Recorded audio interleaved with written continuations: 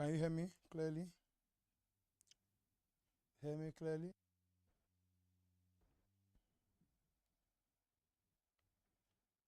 Okay. Hello. Good evening. Okutepa is my name.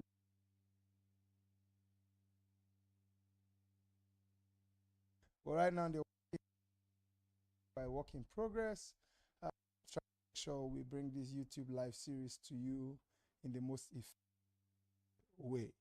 So it's our commitment and that we show up. As God helps our team and have more people helping us, we will deliver as well as we want. But we are committed right now and this way.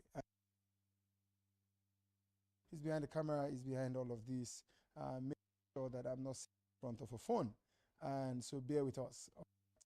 Thank you, Nathan, for your comment. God bless you. God bless you. God bless you.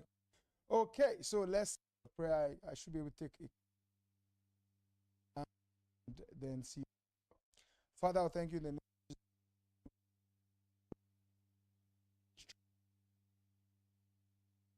Jesus. Understand. I ask that I anoint the hearts of my listeners to understand better than I teach and to appreciate deeper than the revelation I bring. That at the end of the day, our lives to bring fruit to the praise of your glory in Jesus' name. Amen. All right, so is your way again. Ocholi Okutepa is my name. This is YouTube Live questions. Just in case you're seeing this now or you watch this later, I encourage you to go back to other episodes.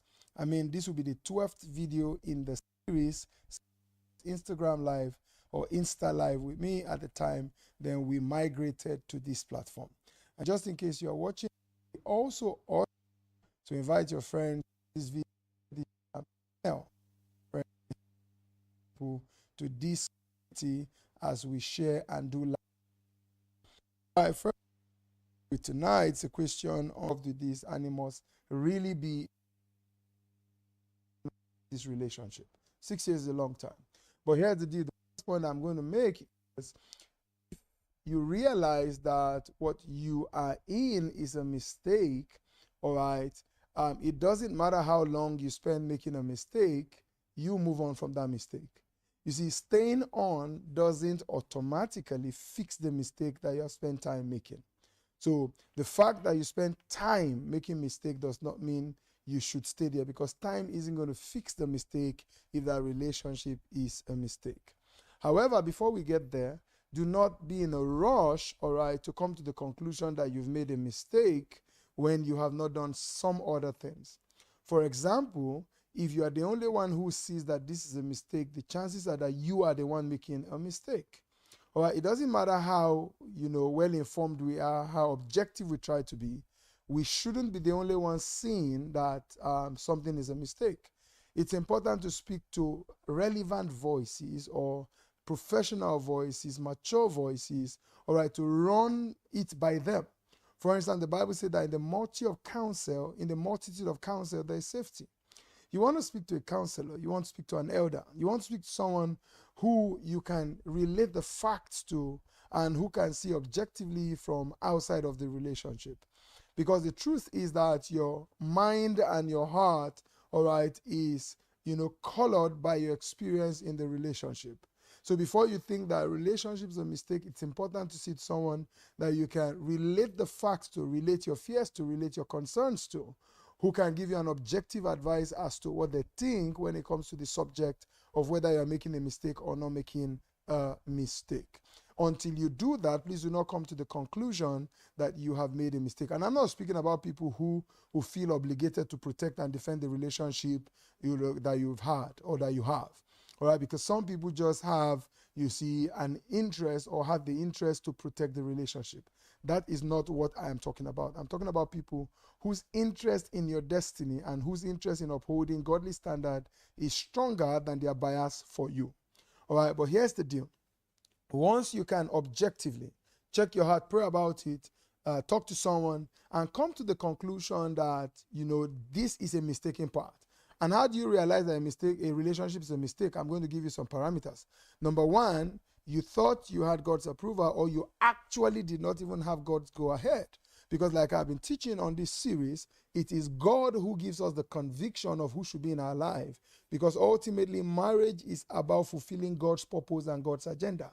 So I am not choosing just because I like a person, or neither am I choosing just because of every other factor other than God. So if you realize that the God factor is completely out, that means that relationship is actually a mistake. And I'm not speaking about some spooky, sporokoko. You notice I didn't say spiritual, sporokoko, because for instance, in my country, you have a lot of people who know how to go from prophet to alpha to diviners and all of that, trying to confirm. And let me quickly say this, that's not the focus of this video, this question, but let me quickly say this. It doesn't matter who confirms your relationship. You're going to have to work that relationship for the relationship to work.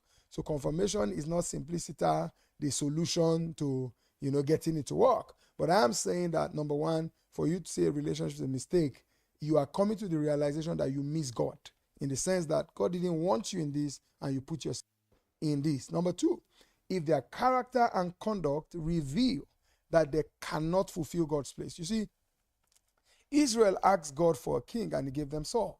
But you see, he rejected Saul because Saul's conduct was a conduct of disobedience. All right, Saul became disobedient.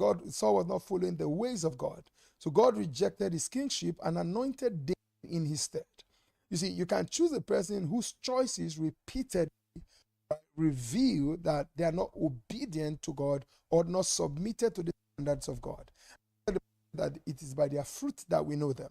So if you come to the realization that their choices and their standards does not reveal or honor the Lord, then that becomes a necessary time to realize.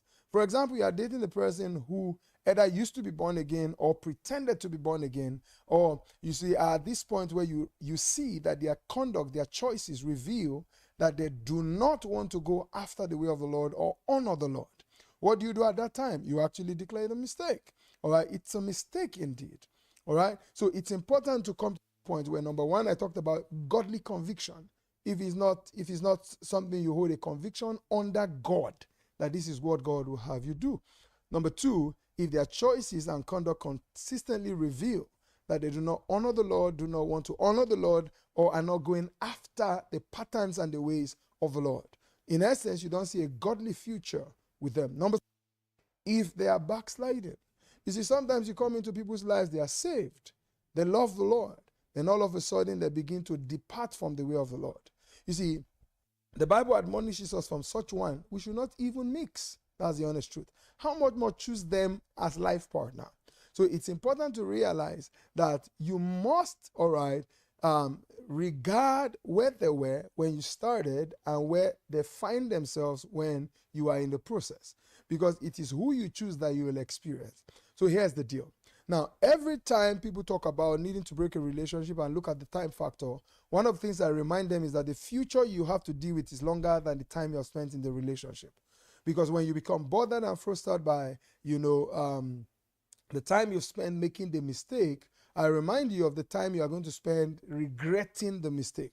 So you see, 6 years cannot be compared to 20, 30, 40, 50 years, depending on how long you live and how long you guys spend your life together.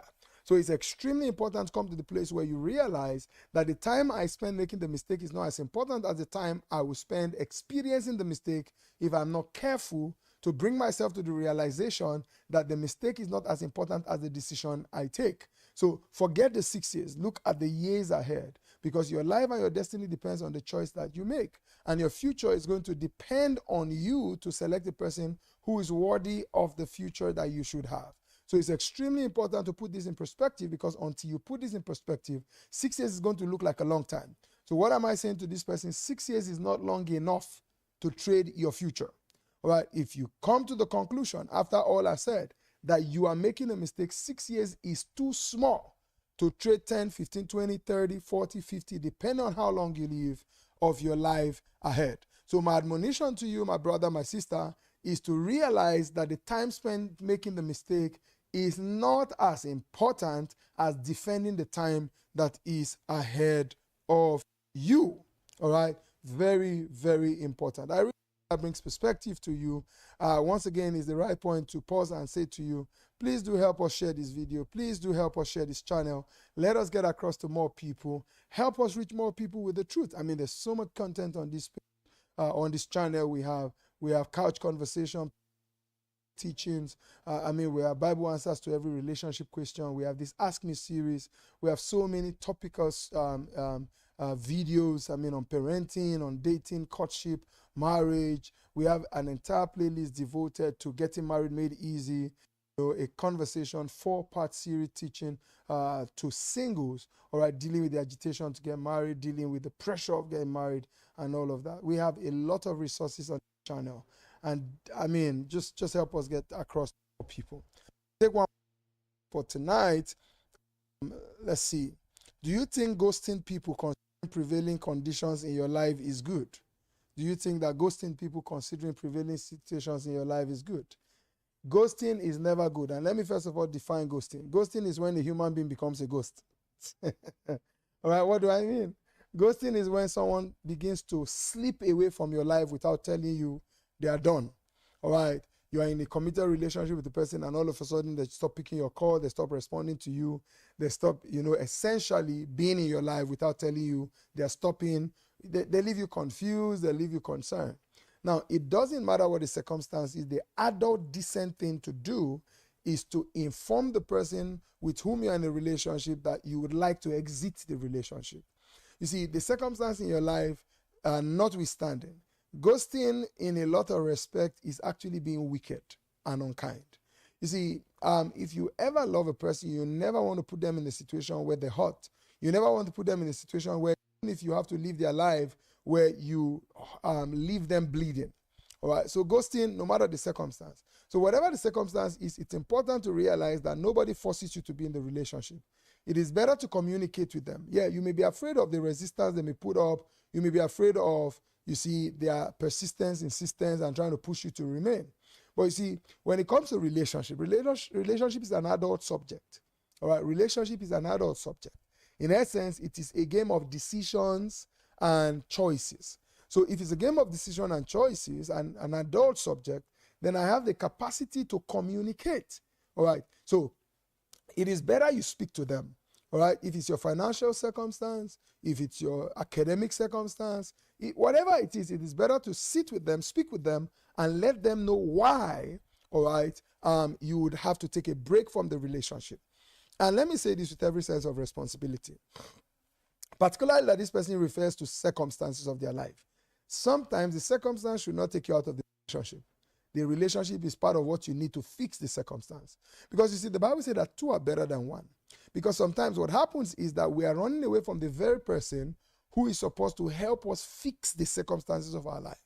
Especially if you have the right relationship. The right relationship will bring you balance. The right relationship will bring you a partner. The right relationship will bring you a strength. That's what the Bible says, two are better than one. It said they have a greater reward for their labor. All right? It said if one sleeps, the other will hold him up. So it's important to realize that when it comes to the subject of relationship, your circumstance should not automatically push you out of the relationship. Because if you are in the right relationship, the person becomes strength to you. All right? But here's the deal. If you need to leave the relationship, ghosting is wickedness. While you're leaving them confused, you're leaving them second-guessing themselves, you're leaving them, thinking about their value, whether they're worth it. You see, you're leaving them in a place where you leave them second-guessing themselves, wondering what happened, wondering if they're fit for a relationship. You in essence, leave them questioning their value.